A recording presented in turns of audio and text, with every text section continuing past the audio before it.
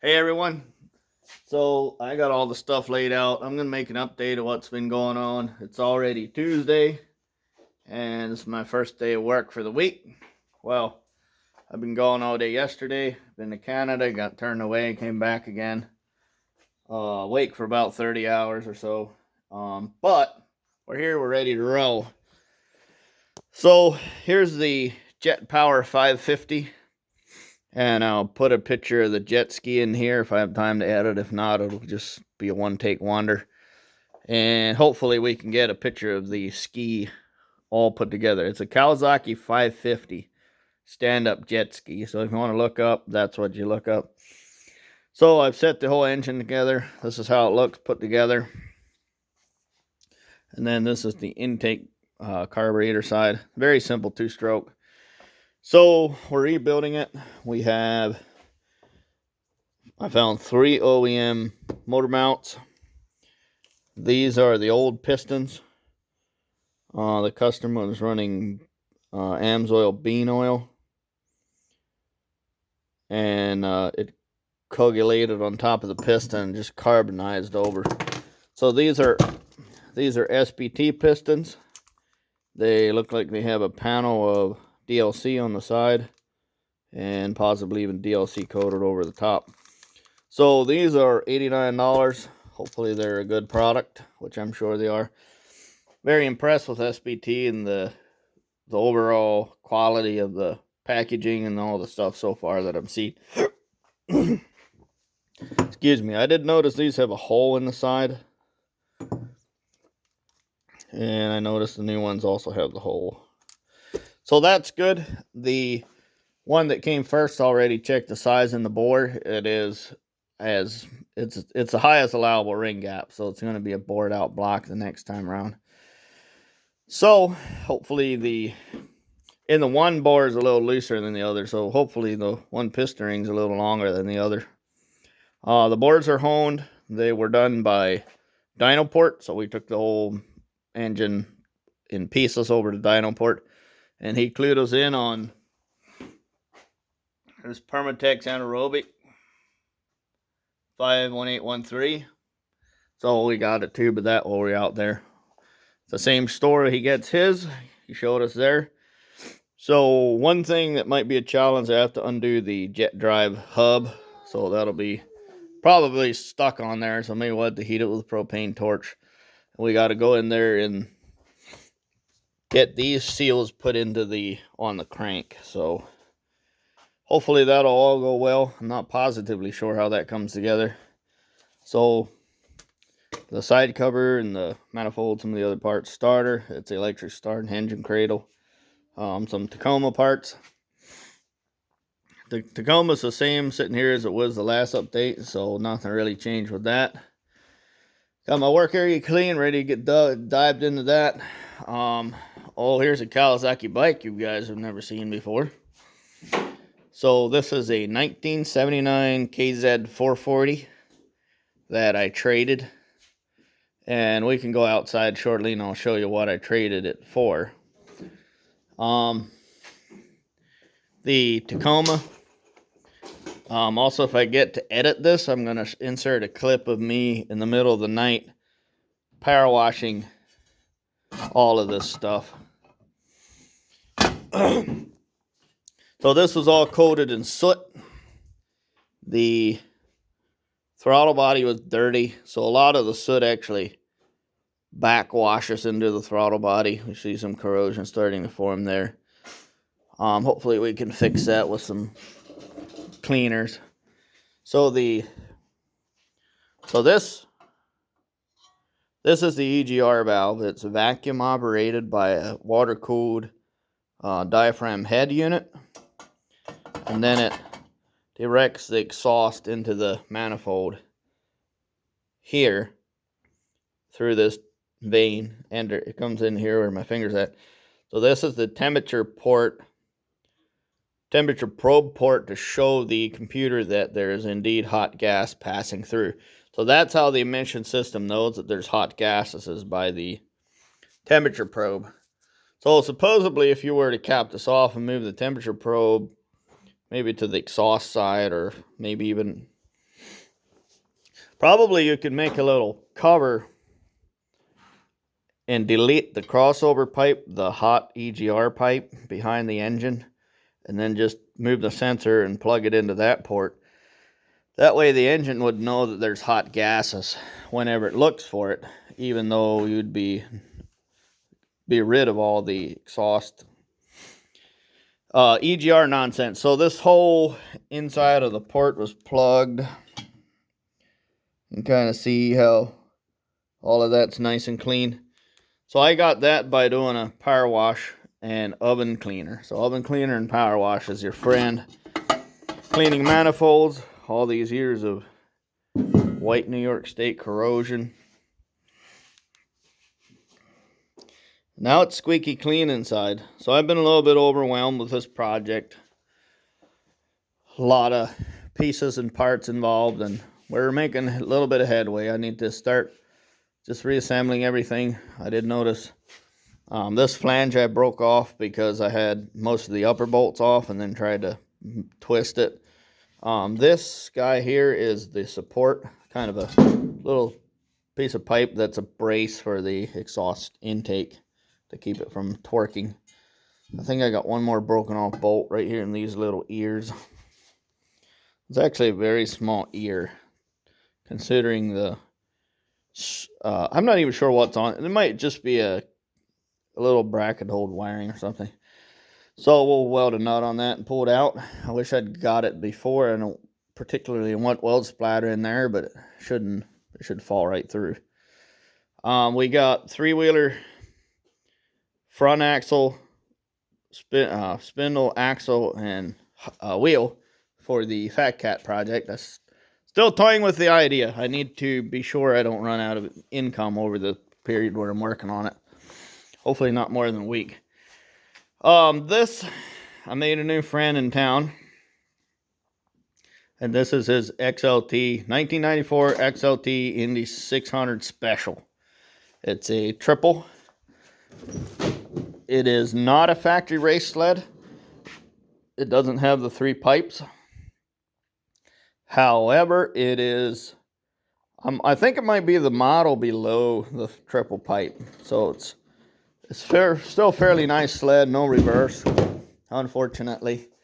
The story is that I noticed it's very low to the ground. So the story behind this was that the owner bought it, and I would assume he lowered it down for racing, and then later on passed it on to his wife. Very pretty sled. It's a little bit smudged and not quite as shiny as it could be. I would love to clean this for him. However, he has a date with his friend who's a waxier, and he's going to get the thing waxed. It's got the high seat, upholstery over the tank, the beautiful, beautiful purple beading. I love the purple beading, or the beading in general on the older Polaris seats. The texturing on the seat, just over the top. Very, very nice sleds. As far as the aesthetics and the seat, the main thing I don't like about these sleds is there's way too much weight and way too many components inside the front cowl area and so forth.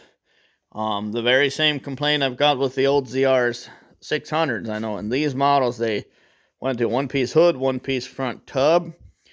Very big strides, but they still have lots of pieces of pipe and fabricated bits and moldings and other things in the steering column, or the steering pedestal bulkhead there, the firewall. That is absolutely not necessary. They could have made most of the firewall with one big pressed sheet aluminum piece and basically supported the steering column and all the electronics and stuff inside there with one single piece of pressed aluminum sheet. But they didn't, unfortunately, and that adds weight and complexity and other issues down the line. More fasteners, more parts. This is a lot how these are, and then later on they got a big cowling in front of the steering column there with all the gauges and stuff on it. No, they don't. No gauges are on it. But they moved a one-piece. I think the cowling holds the key switch and the choke and some other bits and bobs, and then the gauges are still on the on the hood. But the hood is way lighter.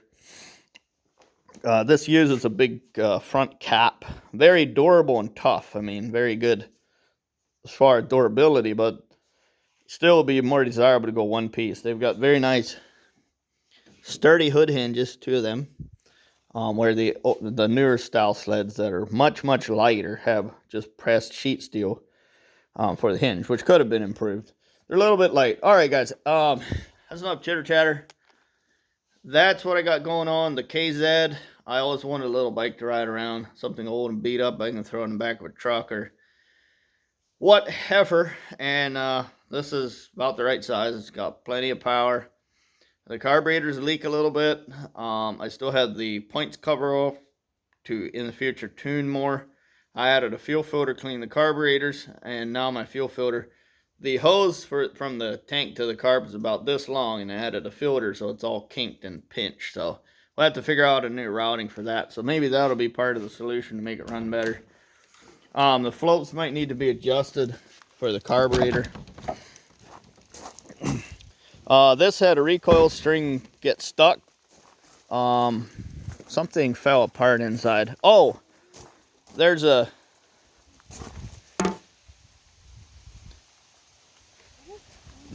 hole on top. I think there's a rubber piece that's supposed to fill that. Stones were falling in there and got caught in the recoil and just simply bent everything to junk. And then, of course, it seized and other issues ensued. So I fixed all of that and got that running again. The 200's running well. The diesel's almost daily basis we used it. The Honda, I have one person interested in coming by and looking at that. That needs to sell. That really needs to sell. We need the cash more than we need the 3-wheeler. It's pretty nice, but in general, that 3-wheeler is about the same size, same purpose, same as the TRX 200 that I'll never sell. So I'll keep the 200 and move the utility quad on, or the utility 3-wheeler on. And then I'll keep the ATC 200E. It's not worth a lot, and I don't have a lot into it. So 2 more updates. Big Bertha, or Big Leroy. She is, we thought we lost her. So it was in the mud. The boys borrowed it for mudding, used it for the weekend. It drove on the trailer. Then the truck pulling the trailer home from the event from the weekend broke down. So I had to go load all the 4-wheelers onto my trailer. So I drove on the trailer, drove off the trailer, drove on my trailer, drove off of my trailer. Got parked under the tree a couple days. I washed it, put it back under, stayed there for a month. And the starter seized. So, well, actually a couple months I think went by, from about June or so till August it sat there. So, so I came back. We grazed everything, filled the front hubs, checked the coolants and all this and that. Greased everything, like I said before. I was gonna do the chains. The side cover here was full of water, so I cleaned all of that out. Took the starter off. The starter snout seal, oil seal was gone, so I rebuilt the seal, put a new seal in from some old Honda seals I had, and greased everything. It could use new brushes, but I didn't have any, so it's back together again with that. Came to start it. It wouldn't start. Finally decided that there's one thing that we haven't checked, and that's compression. We had spark, we had fuel. Checked the compression, and it was at just almost 50 pounds of compression. So I was very upset. So I added some motor oil to the spark plug hole, cranked it over to blow out the excess. Put the plug in, cranked it, hit it with some carb cleaner, and we finally got it to run. So we ran a little while, got the engine partly warmed up, shut it off. Tried to start it again, and wouldn't start. So I went and checked the compression at just over 50 pounds. No, I don't think I did anything. I just sprayed PB Blaster into the spark plug hole, cranked it over, let it sit. My friend was over. We went for a ride. 4-wheeler and 3-wheeler ride. A couple hours. Came back. Let it set overnight. Next morning, I checked the compression again, cold, just over 50 pounds, still wouldn't start. I think later in the day, I did get it started again with some oil in the cylinder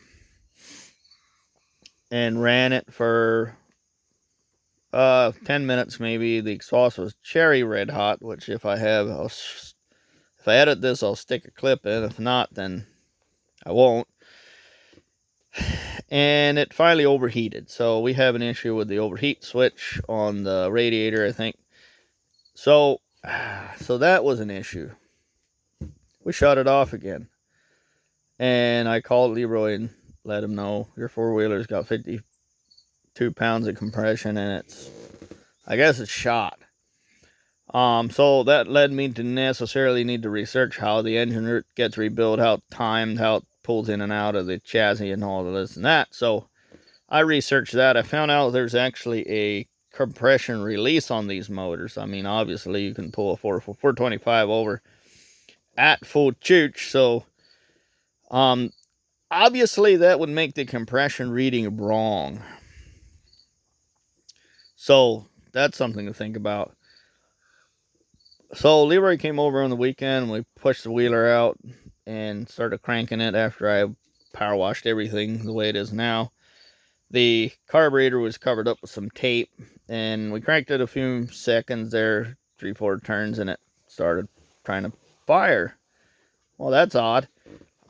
We set the fuel tank on, hooked it up again, cranked it a few cranks, and it was kind of trying to fire still. And then I noticed the tape was still on the carburetor inlet, so I pulled that off. And after a little bit of trying, the battery started dying. So I brought the diesel and the jumper cables around, hooked them up. And after 15-20 minutes of messing around, we did get it fired up again. So the plans changed. It does run. I didn't check the compression yet. I came out Sunday afternoon, Sunday night, I think we went on a motorcycle ride. Leroy took his, and my friend Christopher's father, Aaron Martin, allowed me to use one of his bikes. We rode around Seneca Lake, came back home, and I started this again. It starts a little bit hard. I had to cover the intake on the carburetor with my hand to get it quite fired up. The battery's still a little low. It cranks a little bit slow, and it tries to fire up. It kind of hiccups and coughs and wants to fire up, but it takes a little bit of going to get her going. So I'm thinking maybe, if we had an ideal starter and battery, it'd fire right up. So, and it quit smoking. I mean, the first time we fired it up after putting oil in the cylinder, it smoked and smoked and smoked. And, well, maybe some of the oil blew back through the exhaust and had to burn off. But now it doesn't smoke, and it seems to run okay. So we're going to put the bike back together again, get this temperature thing figured out, try and get the battery fully charged. There's been a couple times where the wheeler was left set with the battery completely dead, so we might be coming up onto the intersection where we buy another battery. So, there's the 425. Now, let's talk about the Yamaha Timberwolf. So, the boys from Himrod, Mikey and his brothers, and Big Mike, the father of all the boys, I've known them since I've lived there. I met Mikey Jr. the first time when he came by on his motorized bicycle headed for parts, headed for Himrod Supply. And got to know all the kids. So every now and then they'll text or call me and have something to sell. And they wanted $250 for this. So I was trying to save up the money, and eventually I let him know that I've only got $200. And he said, that's the deal then, $200. So I came that night and bought it. So they had this, I'm not sure where they got it. It's got a Lane's Yamaha sticker on it, which Lane's Yamaha is in Watkins Glen, New York. So maybe they probably get their parts from, I'm not sure. I don't think Lane's Yamaha sells ATV parts anymore. Maybe they know someone that can get them though, because I'd assume a Yamaha account would allow Lanes to buy motorcycle and ATV, UTV parts. So it was running. This bike was running. The boys, Mikey hotwired it until the key switch came in for the kids, and then he didn't feel like rewiring it again for the key switch, and the boys tried to do it themselves, and now the wiring harness is ruined. So the wiring harness came in, the CDI came in, the spark plug, coil pack, all that stuff came in, and I traded this for my brother-in-law for the Kawasaki. So both of us had $200 exactly into our purchase. So I felt like it was a good trade, because this will be worth a little more than the Kawasaki KZ440, but it'll take a lot more work to get it going too. So, and it's shaft drive. It's a Timberwolf 250 shaft drive, 2-wheel drive. And I think the rear brakes work. Maybe not. It'll probably need some things, but we were able to get the harness off of eBay. All of the stuff for it. Shouldn't be a big deal. Just figure out where everything goes, and we don't have the model year of this bike, so that's a little bit of a challenge. It's got a D&G, excuse me, exhaust on it.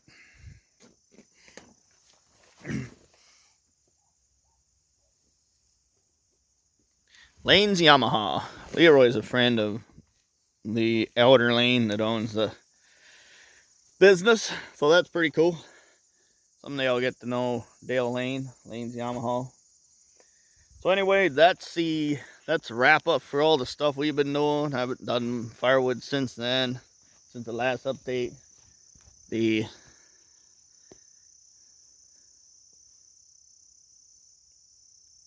pumpkins over yonder need to be picked. The ones that aren't rotten. The garden over here, I have done nothing, really just tilled it. Still the same firewood. The garden, pushed up a pile for dirt for the kids to play in. It's their sandbox. The Leroy's van is here from the trip. The other Chevy van is gone. Mennonite Farm Girl had a church seminar or something going on. It's a ladies seminar. It was pretty. No, what's it called? It was a whatever. Speaker.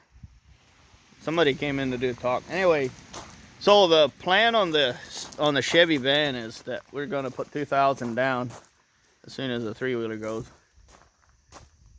Even though we're working the whole time to make money, maybe it'll. So if the wheeler does sell for $1,500, we'll add $500 and still make the deal. So $2,000 down and $6,500 total is the plan so far, unless her dad, we were going to go over and talk with her dad one day, but I was so depressed, I just couldn't do it. So she's talked with her parents, and the plan is we'll put $2,000 down and pay the rest over the next 10 or 12 months, depending how big of payments we make. Anyway, so, which the payments are about what we were paying to use the van anyway, so it'll be a sweet deal. And we'll own a van. And I'm trying to work as fast as I can so we can get the 4Runner home for the winter. I want this truck out of this bay and the 4Runner in this bay by snowfall. That's the goal. And get this Chevy van nailed down. I'd also like to get this bicycle on the road, or this motorbike on the road. So I need the Tacoma on the road or the motorbike on the road. So if I need to go do a big trip and need to rent the van, I can go have something to ride down and swap vehicles with. So I could probably ride the 440 in the snow. It's just, I don't know. I also need to get the Tacoma kicked out here. We're not that far away from the Tacoma out of here. It's just a matter of, do I decide to do turbo or not? I don't want to ruin my truck because I really need the thing. I'd be wiser to turn the truck into cash money and keep the 4Runner and the van and just work with that. But I really do want to learn turbo things. But I've also got a problem where there's not enough money and time to do R&D the right way. But I want to learn this stuff because I want to get into that industry where I can tune ECUs and do things with Haltech and other engine computer softwares and stuff, so that we can progress into variable turbocharging farm tractors and backdating some of this new technology onto the 1960s and 70s diesel engine platforms. The basic engines from the 60s and the 70s and the 80s and even the 90s are still the same basic architecture as diesel engines are today. There's a few things that have come along. Notably, one would be 4 valves per cylinder. Even overhead cams is not really a big thing yet. Especially, it's not a well. You have the Detroit overhead cams, the Detroit diesels, but overhead cams and medium and heavy duty diesels is still not really. It's still infant in development. So other than 4 valves per head, we have had common rail, Huey, and variable main charging come along. And those things could be backdated onto the older engine platforms, and those are some things we want to work with.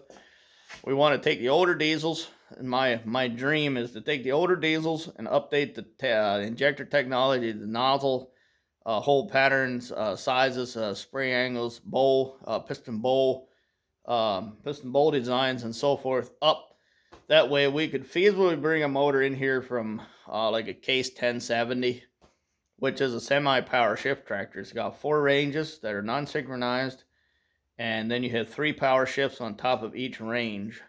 And that makes a very nice 80, 100 horsepower tractor. Very nice on the hay rake, the baler, the disc bind, the other farm equipment, even plowing. The 1070s is a heavy-duty tractor. It is engineered for ground engaging work from the factory, so all of those things.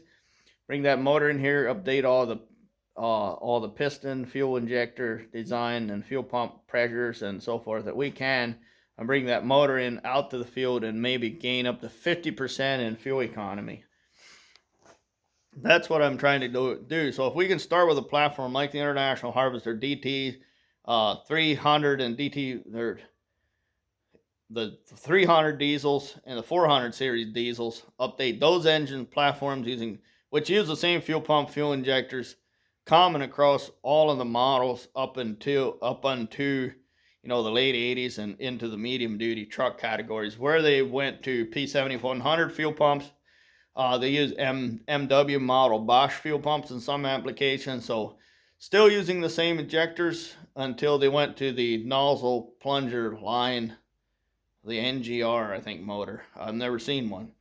But the one thing common across all the diesel engines, they basically all use Bosch injection components. So there we go. We've got something to work with. Work with the Bosch fuel pumps, fuel pump models and nozzles, injectors, and those things. And variable main chargers, in which we can program those to do a cold start, a quick warm-up cold start. Will definitely help with the emissions a lot. The International DT motors from the 70s were well known to slobber fuel. They would drip this black carbon soot tar-like substance from the exhaust manifold joints when they were cold idling. And you have things that require cold idling, like mixing feed for the cows, maybe scraping manure, or working the bunk, or different things where they sit and idle for long periods of time. That if we can use a variable vane charger and have a cold warm-up function where it closes the vanes off and builds high back pressure to warm up the motor quicker, use better nozzles and so forth. With the programmable variable vane charger, we can have engine braking the same way that Ford Power Strokes do using variable vane. We can have safeties built in where if the computer notices low oil pressure, notices high water temperatures, it'll open the vanes fully on the turbocharger, and the operator will notice loss of power, and hopefully, notice that the engine's entering overheat, and then idle down, and the turbocharger will stop restricting the flow of air and let cool air flow freely through the motor and cool everything back down. As well as some other functions, get a nice clean burn out of the tractors, make more power with less fuel. Also be very helpful to learn timing, learn different things about tuning and timing the old mechanical injectors. Now it's possible to cross to add common rail or Huey possibly. Probably not Huey as easy as common rail to older farm tractors. However, I think it's something to look at. It might be a pretty big investment, and it will require that the fuel stay pristinely clean. And it's going to require running fuel additives, most likely. And those are some big hurdles to cross for farm machinery. The clean fuel, free of dirt, free of water, and quality. Having the correct lubricants for the ultra high pressure fuel injection technology to keep the CP3 alive, to keep those high pressure injectors alive. So that's going to be a challenge that I would personally probably postpone until we've looked into maybe moving the injection pressure upwards from 4,000 pounds or 4,500 pounds or 35, whatever they're set at. Maybe boost the injection pressure on the mechanical side and maybe do some things with that. Nozzle spray patterns, angles, the whole count, so forth, along with piston bowl design, like I said before.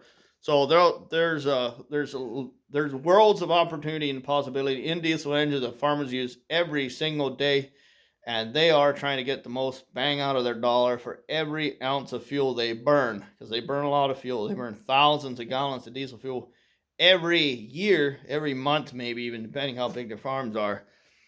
So being able to take the simplicity and the repairability of older farm tractors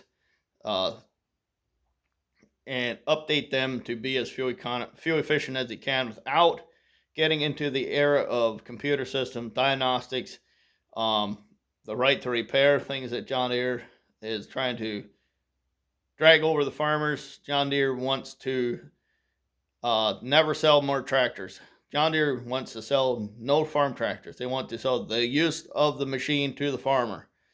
That way, John Deere has the right to repair everything. John Deere has the right to track you in your fields wherever you go.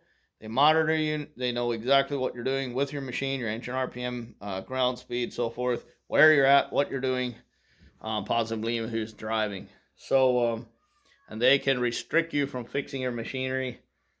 And farmers work 24 hours a day, so tractors might be broken down in Nebraska 100 miles away from the nearest town in the middle of the night, and the machine needs to keep going. If rain is coming, corn needs to go in, it needs to happen. In the middle of the harvest, if the combines break down and there's rain coming, the crop needs to come in, and farmers are some of the smartest and most efficient, hardworking, and ingenuitive people on the planet.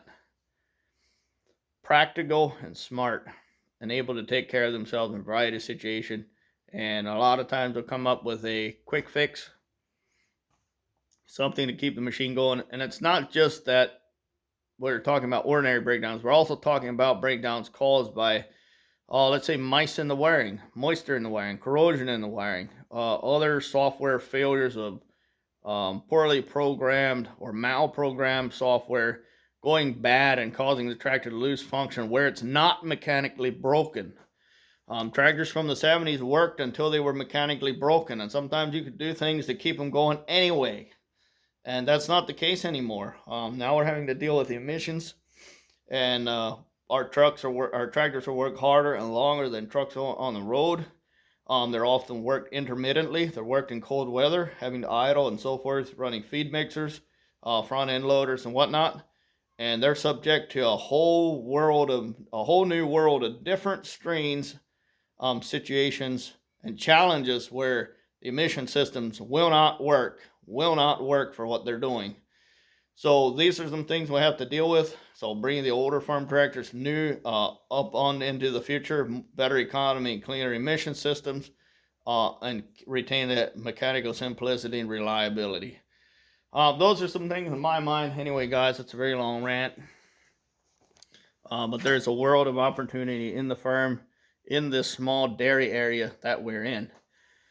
Somebody needs to do it. Right now, we have fuel pump rebuilders, we have tractor repairs, we have dynos, but we have no one to go around and dyno tune fuel pumps on rebuild engines, perform break-in services, any of that. So, guys, keep my family in your prayers, and God bless you, and have a wonderful day. I'm excited. I got lots of things to do this week, and I'm ready to tear into it. See ya.